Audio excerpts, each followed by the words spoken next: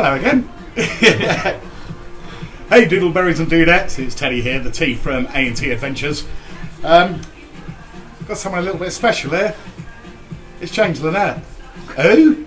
Who's James Linnett? Well, it'd only be the first UK gold panning champion. World gold panning champion at that. Now luckily James here, you've taken some time out from your busy schedule of finding gold to come and join us down here at Cornwall Gold, and he actually took a time out earlier on to teach some of the staff how to do some gold panning and also some visitors to the centre. We're here in this lovely location of Cornwall Gold, and one of the lovely staff members, Chris here, has agreed to be taught how to gold pan. They've got a gold trough, they've got gold pans. None of the staff know how to gold pan. Luckily, James has brought some of his own gold with him today. We've plopped it in the pans, and he is going to teach young Chris here how to gold pan. So we hope it's informative, hope you enjoy. Let's see how to pan. Right, Chris, so you've never panned before? No. So we'll start off with the real basics, right?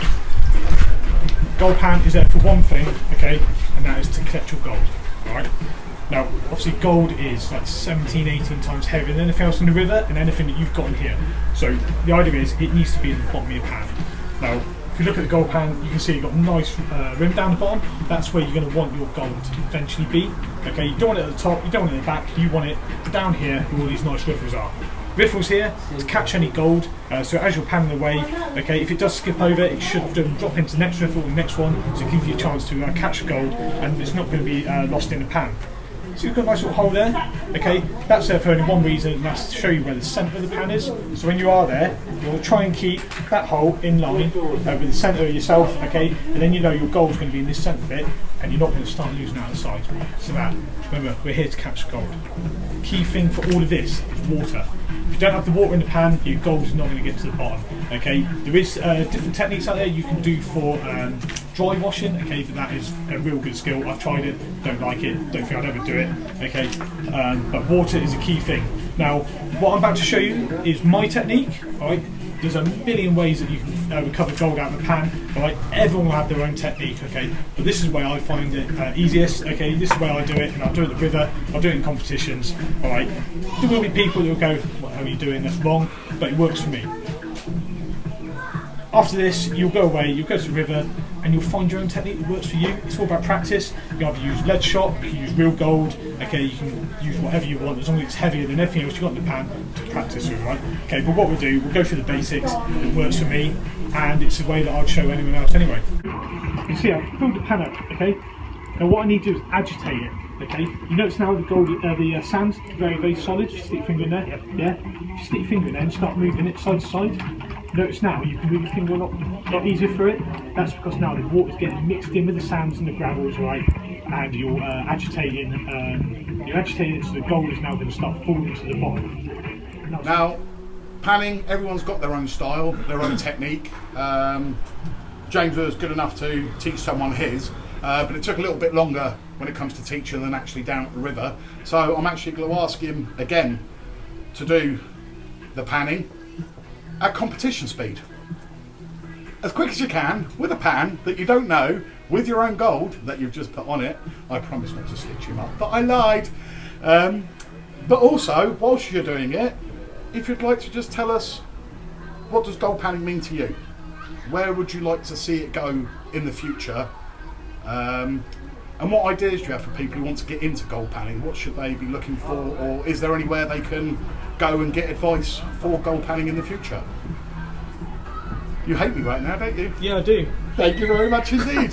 James, it's over to you. Cheers, Teddy. So why do I do gold panning? Well, I've been an avid geologist, love geology, okay, ever since I was a kid. You know, I used to go to the beach, find all those special shiny stones and that, and to be honest, I love mining as well, caving, and I was fully aware about gold that's in around the Wales area. So when I explored it, realised that actually, you know, this is something I want to do as a hobby. Looked online, and it was actually Leon Kirk that did that. I went up and actually jumped in on the course for. This is about 8 years ago now. And from there, when I found my first bit of gold, that was it. I was hooked. It gets you out and about, it keeps you fit, and it's probably the nichest hobby you can find in the UK. There's no other hobby where you can go, oh yeah, I've gone out, sat at a river, but I've dug out my own gold. Yeah, there's metal detectors in that, okay, but that's a little bit more complex. And obviously, you know, gold does come up, but not as often as it would be if you're going out looking for it in a river. It's just an amazing hobby. And you know, when you do find your own gold, there's something special about that yellow bit staring you in your face.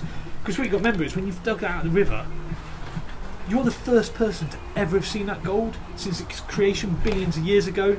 You know, no one else has seen it, so you're actually looking at history from making of that. You know, and obviously it's rare. It's not made on Earth, right? It's made from dying stars and stuff like that. So that little that little bit is never going to be made on Earth. You know, that is now in your collection, or depending on what you're going to go off and do with it. But it's such an amazing hobby.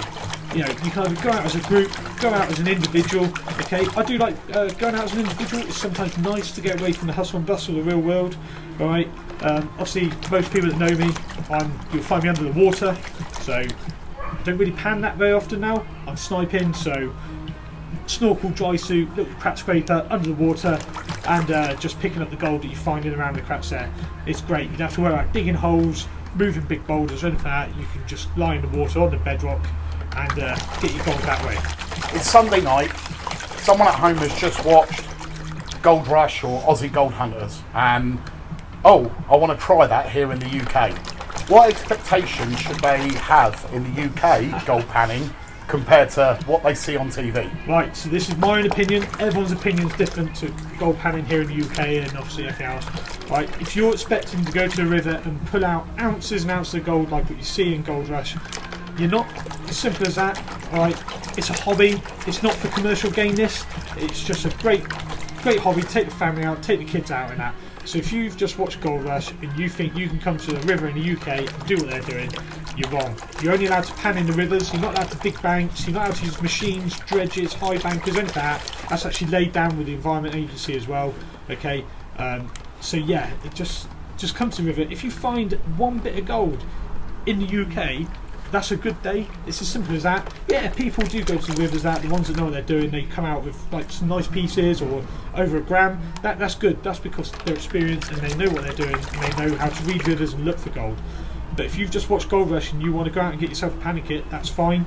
But don't go to the river and be disappointed if you were going to come away with like one bit of gold. Trust me, that's technically a good day. Okay, I'm just looking and you're nearly to the end of the pan, so I just want to say, if people are inspired and they do want to get into gold panning in the UK, how much would it cost them to start and where can they go to find more information? Oh mate, so cost them to start, you need a panning set. You can buy 30-40 quid. You just need a little gravel pump. Not even that, you can just use a spade if you wanted to. So I reckon less than 50 quid, right, you could get into gold panning here in the UK. Simple as that.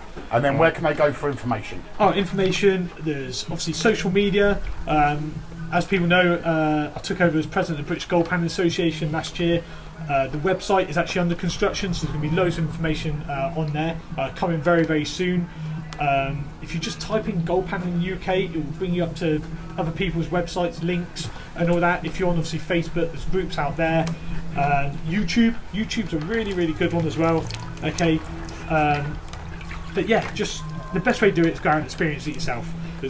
You can listen to people talk about gold in the UK for hours and hours and hours, but until you get out there and experience it yourself, you'll never know what it's actually really, really like. It's an amazing hobby. Okay, obviously, as the British Gold Panning Association, we also do competition gold panning. So as Teddy alluded to, the last one was held in Finland only a few weeks ago. Okay, between the 5th and the 10th of August. Ended up winning it. First UK person to win. Come home as a world champ. Everyone's over the moon. World competition's been around since 1977, and it was actually the first competitions were in Tangavara, which is where we just held it this year. So it was quite special to go back there and win it. And also it was on the anniversary of their gold rush from 150 years, 1869. Funny enough, for those that know about gold in the UK, that's our gold rush, 1869. Okay, so to bring home 2 gold medals on the anniversary of our gold rush here in the UK, I couldn't ask any more. everyone knows my passion for the hobby. Everyone knows why I'm willing to take the hobby. Okay, and yeah, I couldn't have asked for anything better. Big thanks to the other 4 members of the 5-member team that helped us out. Okay, we all put in a sterling effort, and yeah, we come home double world champ. I'm not going to complain. If you want more information on that, the website is going to have loads of information about competition panning. Okay, there's going to be YouTube videos and all that. That's still under construction, but very, very soon, and I mean very, very soon, that will be up and running. Okay, I'm working on that myself. Yeah, just feel free to get hold of anyone within this hobby, especially if you're going through Teddy's page or my page when it's up and running and stuff like that. There's a plethora of information out there, and everyone's more than willing to help each other out and get you into this hobby. It's absolutely amazing. Well, that's it from Cornwall Gold. Our wonderful host for today. They have a panning trough. It is free to enter. It's free to have a look around and have a go. So don't be shy. Give it a try. But from now, that's Teddy from A&T Adventures and James, the world gold panning champion. Bye for now. See you later. Happy hunting, everyone.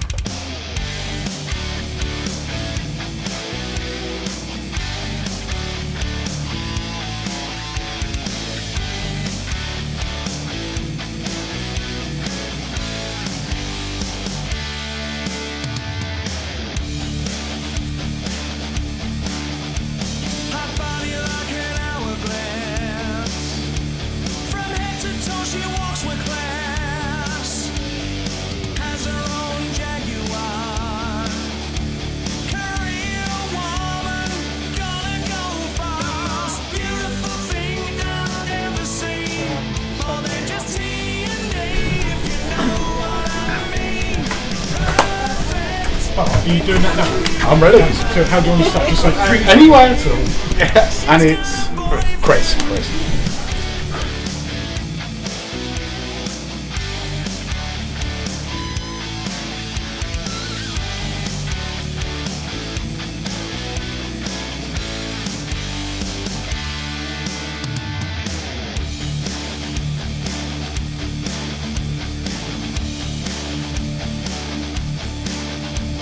Small but looks so statuesque. A powerhouse behind a desk. Perfect smile and pretty eyes. Loyal folly tells no lies. Beautiful thing I've ever seen. More than just DNA, if you know what I mean. Perfect in every way but one thing. I see they're having a fight. It is gonna be my night. I'm gonna make her mine and keep her happy till the end of time.